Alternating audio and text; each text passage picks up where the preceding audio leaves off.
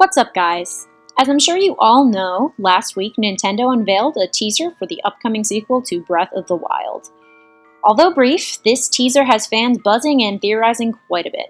There are lots of ideas being floated around in the Zelda community, but I'm here to throw my thoughts into the ring. Disclaimer for those who might take issue, these are just my opinions, not fact, duh. Since very little has been confirmed by Nintendo, all we can do is speculate right now. Now let's get into this teaser. We open on a blurry image of green energy flowing with a slow heartbeat setting a tense tone. The next shot shows us the green energy spiraling around a figure which seems to be spewing malice from within. Then we see a quick glimpse of some cave paintings that depict a man on horseback, wielding a familiar trident. Next, we see Link and Zelda exploring a cavern on an animal, with what looks to be luminous stones surrounding them. A rat is engulfed in malice, followed by our hero stumbling across the source of it. Zelda gasps when she sees the corpse, sporting long red hair and Gerudo emblems. We see the energy converging into a green hand that looks to be holding this corpse in place. Then, a flashing montage of several different images before the trailer ends with the corpse's neck snapping to the side and its eyes illuminating with malice. Forgive me if my synopsis glossed over a few parts of this teaser, but I'm sure if you're watching this video, you've seen other videos breaking it down. But let's get to talking about the most important takeaway from the trailer that has the Zelda fanbase going wild. Zelda's haircut. She's a bad thing, fine as hell. Okay, not actually, but for real she looks adorable, and I'm hoping that this haircut is indicative of playable Zelda in the sequel, but I'll believe that when I see it. What I really want to talk about first is the identity of this corpse. I believe this is unquestionably the corpse of Ganondorf. I've seen some people argue that it's Vaati, which isn't plausible for several reasons. First off, we know that this corpse belongs to a Gerudo based off of the fact that it wears jewels and clothing adorned with the tribe's symbol. Also, Gerudo notably always have red hair. Not only is Vaati a Minish, but his hair is a silvery white color. Sorry guys, but there is just a 0% chance of this corpse belonging to Vaati. I've also seen people theorize that this corpse is Demise. While this is a much more plausible idea than the Vaati theory, I still don't buy into it. Demise's curse stated that an incarnation of his hatred would follow Link and Zelda's descendants forever. But that doesn't necessarily mean it would be Demise himself, just an incarnation of his malice. Hence the Ganondorf thing going on for all these years. And keep in mind that we haven't seen Demise in any other instance besides the beginning of the timeline. It would be pretty unlikely for him to suddenly reappear tens of thousands of years after he was vanquished by the hero of the sky. Hey, what's up, guys? It is also worth noting that the physical traits of this corpse do not match up with Demise's. Demise is, for lack of a better term, an absolute unit.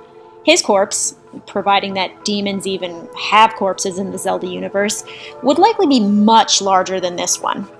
Also, take a look at this quick flash of light depicting the shadow of the corpse when it was still alive. Notice the defined, pointed nose on this person. This feature is common on Gerudo people, whereas Demise's nose is noticeably more flat. Additionally, Demise was long gone by the time the Gerudo tribe was formed, so it would make little sense for his corpse to be wearing their tribal emblem. The evidence given overwhelmingly proves that this corpse belongs to the king of the Gerudo, Ganondorf. I mean, come on guys. Nintendo basically beat us over our heads with hints about this being our boy Ganondorf. I suppose I can see the argument that the silhouette in the shadow has claws similar to those of Demise, but take a look at Dorf's design from Hyrule Warriors. Similar look, huh? And yes, I know that Hyrule Warriors is not canon, but the design is pretty sick, and I'm willing to bet it inspired these long, luscious red locks on our new Ganondorf. Next up, I want to discuss the timeline placement of the Breath of the Wild sequel. Fellow Zelda theorist and YouTuber Nintendo Black Crisis made a great video in which he explains why he believes Breath of the Wild 2 will actually be taking place in the past. One of the key points that stuck with me from his theory was the lack of Sheikah tech in the trailer. This was a detail I actually missed upon my first viewing, but Nintendo Black Crisis was correct. Neither Link nor Zelda carries a Sheikah slate in this trailer. He also pointed out that in the shot of the castle rising from the ground, no shrines or towers are visible in Hyrule. Although it's possible that this is because they just went back underground after the first game, that seems unlikely. Especially in the case of the shrines, which seem to have been present in Hyrule before the Great Calamity. It would be strange for those structures to just sink down. I mean, I'm not ruling out the possibility, but I don't personally think that's what happens. So does this mean that the scene we see in the trailer is actually taking place in a Hyrule of the past? Well, we know that time travel is commonly used in the Zelda universe, so it's not outside the realm of possibility for Link and Zelda to have traveled back into the past. I think Nintendo Black Crisis is we'll call him NBC. I think NBC's time travel theory is super plausible, with the absence of Sheikah tech being very conspicuous here. But the question is, why are they time traveling? Well, recall that in the final battle of Breath of the Wild, Zelda mentions that Ganon has given up on reincarnation into human form, manifesting himself instead as Calamity Ganon. I believe that after the events of Breath of the Wild, Zelda returned to the ruined Hyrule Castle and found that malice continued to appear. Being a gifted researcher, I believe she looked into why this was happening despite the defeat of Calamity Ganon.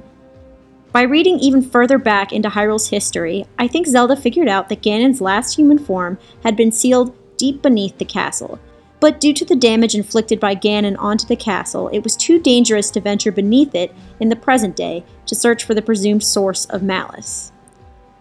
This made Zelda and Link decide to go back in time to look for Ganondorf's remains beneath the castle. I believe Zelda hoped to dispose of the threat before it truly began. But as we can see in the teaser, the plan didn't go over so smoothly, and it seemed that their interference led to Ganondorf escaping his seal and waking up once again.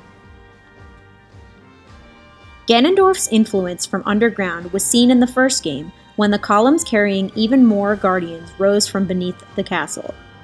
There's a reason that the center of all malice seems to be the royal castle, and that reason is Ganondorf's body was sealed there long ago with the aid of ancient Sheikah technology. In the first game, Ganon possessed guardians with his malice, which I believe he learned how to do after years of being sealed away by that very same technology. Like King Rhoam said, Ganon was cunning, and he figured out how to use the very tech sealing him away against his enemies. Calamity Ganon's first form consists of various Sheikah tech mixed with malice, which many people believe can be attributed to help from the Yiga clan. But what if the Yiga weren't smart enough to assist in Ganon's reincarnation? What if Ganon did it on his own, by simply studying the technology the kingdom had used to keep him down? And if this was the case, it seems the ancient royal family sealed their own fate along with the fate of the kingdom when deciding to thwart Ganondorf with Sheikah technology.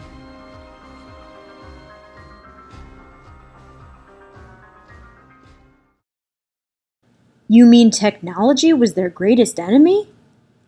I love Black Mirror.